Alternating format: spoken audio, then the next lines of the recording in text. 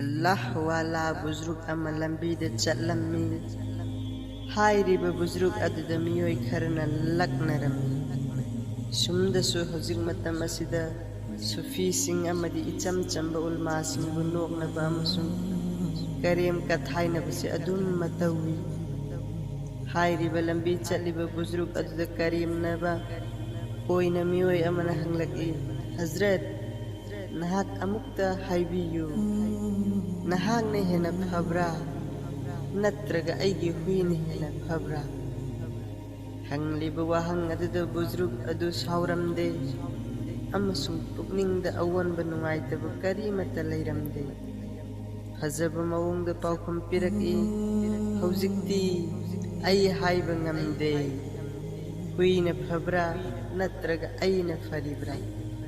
नत्त्रगा नंगी हुईना फब्रा मरमदी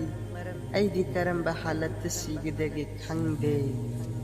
करिगुंबा ईमानदा अमसुंग अफबा आमलगी हालात सीरबदी ऐसे नंगी हुईदगी हेना फरे करिगुंबा फत्तबा हालत सीखरबदी नंगी हुईना अईंगोंदगी हेना फरे मरमदी हुईदी जहन्नमदा चलोय अजाबसु लैरोय येंगो अल्लाह वालागे हालत मखोयदी सीबदा वखल थम्मी मरम अदुना फत्रे हाइरिबा मियोयबगी जात अमबु हंथना खल्लोयदबनी माबु फत्ते हाइरोयदबनी मागे आमल सिंह अदुबुदी फत्ते हाइबा याय खुदम होइना महाक असि यू थकी हुराली